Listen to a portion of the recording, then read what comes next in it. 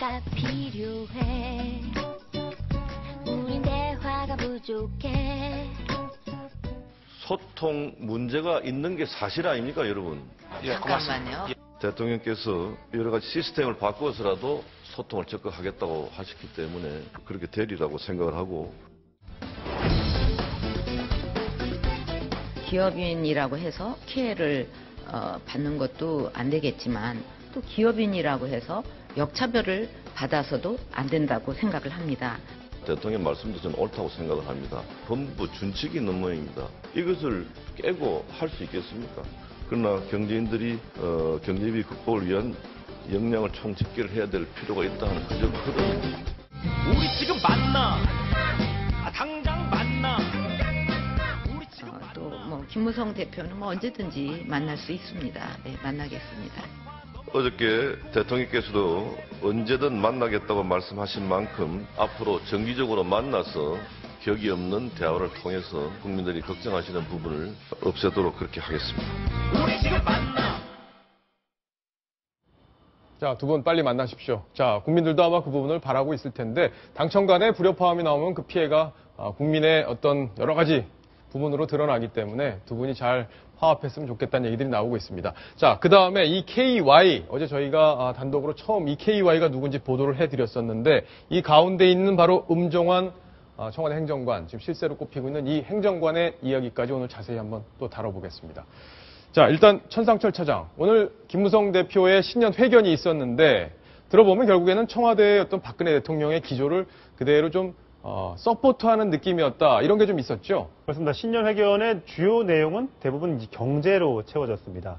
이 골든타임, 박 대통령이 신년사에서 얘기했던 것처럼 경제의 골든타임이 올해가 되기 때문에 여러 가지 당에서 지원을 해주겠다, 해드리겠다, 뭐 이런 뉘앙스의 얘기였는데 끝나고 이제 쏟아진 질의응답에서는 경제 얘기는 하나도 없었고요. 죄다 이제 정치적인 현안들에 대한 질문이 많았고 거기에 대한 답변에서 김무성 대표가 또 진을 좀 쏙 뺐습니다. 예. 자, 궁금한 거 개헌 얘기 또 나왔을 것 같은데 뭐라고 얘기했습니까?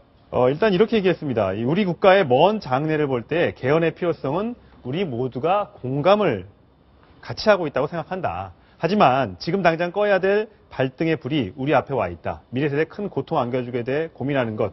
경제를 먼저 살려야 되기 때문에 당장 개헌 논의를 꺼내는 것은 적절치 않아 보인다. 박근혜 대통령의 발언과 궤를 같이 한다. 이렇게 보면 될 것 같습니다. 예.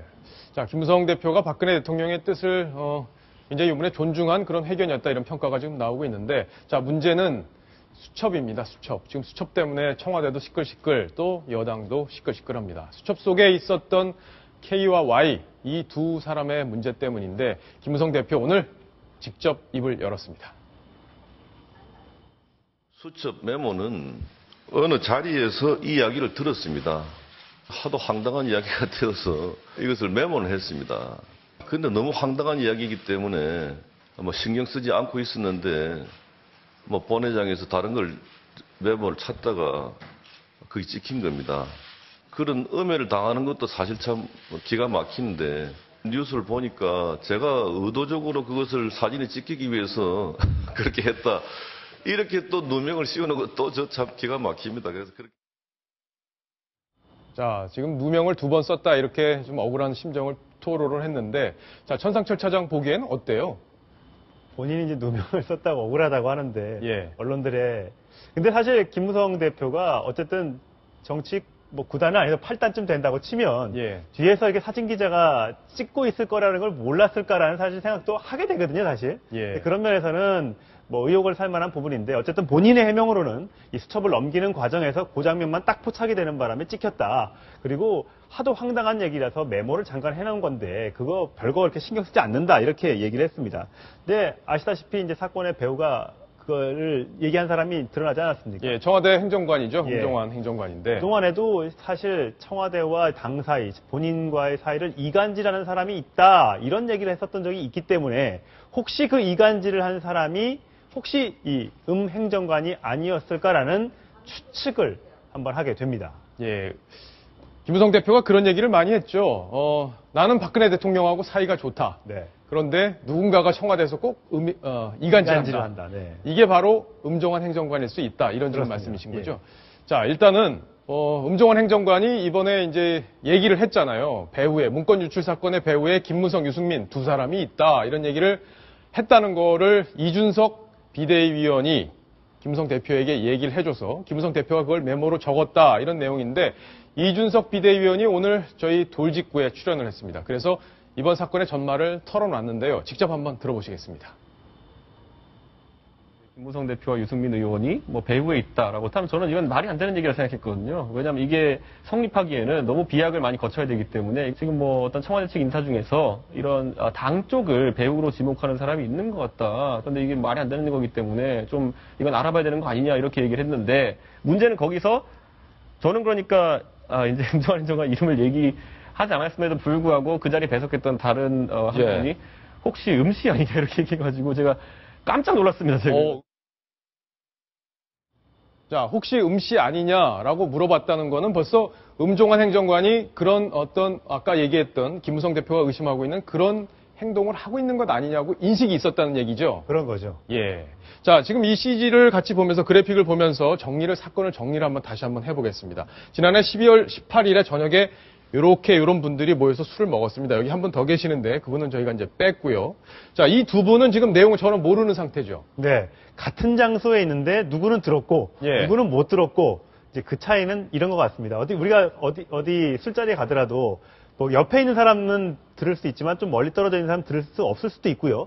또 뭔가를 이렇게 생각하고 있으면 딱 캐치를 잘하는 사람은 저게 저 얘기구나. 이렇게 하고 금방 메모를 하고 기억했다가 누구한테 얘기를 하기도 하는데 아마 나머지 두 사람은 그 얘기의 어떤 핵심을 꿰뚫고 있지 못했기 때문에 아마 못 들었다. 그랬을 수 있겠네요. 있을 것 자, 여기서 이제 이분이 음종환 지금 사표를 냈던데 오늘 사표를 냈더라고요. 논란이 커지니까 두 분이 얘기를 나누고 이 얘기를 듣고 가서 김상민 의원 결혼식장에서 만나서 김무성 대표한테 얘기를 했다는 거죠. 그렇습니다. 예. 네. 자, 이동희 차장. 네.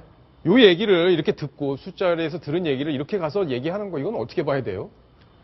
그걸 잘했다고 얘기하기는 좀 어렵죠. 예. 그리고 그 이야기 자체가 어떤 국정을 운영하거나 어떤 뭐 국민들에게 도움이 될 만한 이야기였다면은 뭐 누구를 찾아가서라도 이야기를 했어야 맞겠죠. 하지만 근거 없는 이야기라고 본인도 판단을 할 수 있었을 테고 그 이야기를 전해주는 순간 어떤 분란이 일어날 수도 있겠다 예상할 수 있는 자리에 있었던 분 아니겠습니까? 그렇죠. 그런데도 그냥 생각 없이 그런 이야기들을 전달했다는 자체가 저는 또 문제가 아닌가 이런 생각이 듭니다. 자, 천상철 차장. 그러면 왜 이분은 음종환이라는 이분은 김무성, 유승민 두 사람이 배우라고 주장을 하는 겁니까? 그러니까 지금 이번에 문건 유출 사건과 관련해서 박관천 경정과 조홍천 비서관 이 두 사람이 이제 핵심으로 지목이 됐지 않았습니까?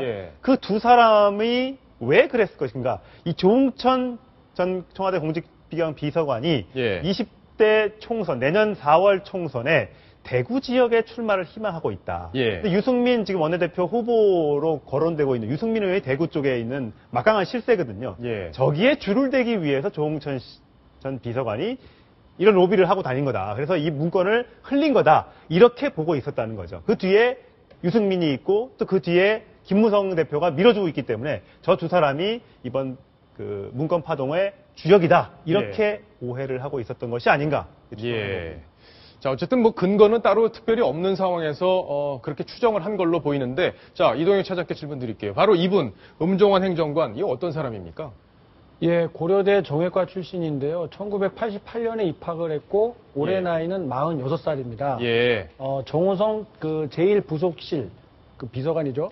그 사람과 그 고대 88년 입학이 동기입니다. 그래서 고려대 동문이군요. 그렇습니다. 정호성 비서관의 추천을 받아서 이정현 전 최고위원의 그 보좌관으로 근무를 하게 됩니다. 그걸 계기로 해서 2012년 대선 때 공보기획팀장으로 맹활약을 했고요. 선거 이후에 청와대 입성을 했고 최근 이 허위로 밝혀졌습니다만 이 청와대 문건 안에서는 십상시 그러니까 청와대 내에서 권력을 휘두르는 측근 10명 중에 1명으로 기록이 돼 있었습니다. 자, 그러니까 결국에는 정호성, 이 문고리 3인방이라고 사람들이 얘기하는 핵심 실세인데 이분하고 아주 가까운 분이고 그래서 이분도 청와대에서 힘이 꽤 있었겠네요, 그러면. 그렇죠. 그 실세와 가까이 지내고 있다라는 그 자체만 그리고 이 대선 캠프에서 공을 세우고 곧바로 청와대에 들어간 사람들 그리 많지 않거든요. 아무리 대선 캠프에서 열심히 했다 하더라도 저렇게 그 핵심적인 자리에 들어가지 못하는 사람들이 수두룩합니다. 그런데도 불구하고 들어가서 십상시에 이름을 올렸다는 것 자체만으로도 많은 사람들이 실세라고 생각할 수밖에 없죠. 자, 이 행정관이 이 사건이 불거진 뒤에 이준석 비대위원을 뭐 협박하는 문자를 보냈다 이런 얘기가 또 보도가 되던데. 그렇습니다. 이 문자 메시지가 몇 가지가 확인이 돼 있는데요. 예. 이준석 전 비대위원을 향해서 널 가만두지 않겠다는 뉘앙스가 충분히 읽혀지는, 방송에서 어떻게 하나 보자, 넌 못 나가게 할 수도 있다, 이런 투의 문자가 여러 건이 지금 이준석 전 비대위원에게 날아든 것으로 확인이 됐습니다. 예. 자, 지금 출연 못하게 할 수도 있다. 야, 이런 얘기까지 하는 거는 좀. 예, 거기에다가 이준석 비대위원이 아직 미혼인데요. 네가 어떤 여자를 만나고 다니는지 내가 다 알고 있다. 예. 앞으로 방송 잘 지켜보겠다라는 위협적인 발언도 서슴지 않은 것으로 지금 확인이 되고 있습니다. 자, 과연 여기서 이 두 번째를 보면요. 내가 언제 배우라고 얘기를 했냐. 결국에는 배우란 얘기를 내가 안 했다. 이런 주장을 지금 음종원 행정관은 하고 있는 건데, 자, 이준석 비대위원장은 이 배우라는 단어에 대해서 본인은 어떻게 들었는지 궁금한데요. 직접 이야기를 또 했습니다. 과연 배우란 단어가 들어갔느냐, 아직 들어가지 않느냐에 대해 가지고 지금 음종원 행정관과 저 사이에 지금 사실관계를 놓고 다툼이 있는 거죠. 선배가 계속 얘기하신 거를 제가 기억하고 있고, 팩트만을 갖고 얘기하자라고 했기 때문에 팩트만 갖고 서로 얘기하면 될 것 같습니다. 자, 천상철 차장, 지금 얘기를 보면 팩트만 갖고 얘기하자, 이건 자기가 들었다 이 얘기죠? 예, 본인이 확실히 들었기 때문에 대질이라도 하겠다는 얘기인 것 같은데, 어쨌든 오늘 행정관이 사표를 제출했기 때문에 이 논란이 수그러들지, 또 사표 제출을 인정했다는 거기 때문에 더더욱 논란이 확산될지 좀 지켜봐야 될 것 같고요. 오늘 새누리당 아침 최고중진 연석회의에서 이재호 새누리당 최고위원과 이정현 최고위원이 한번 붙었습니다. 왜요? 내용은 이거였습니다.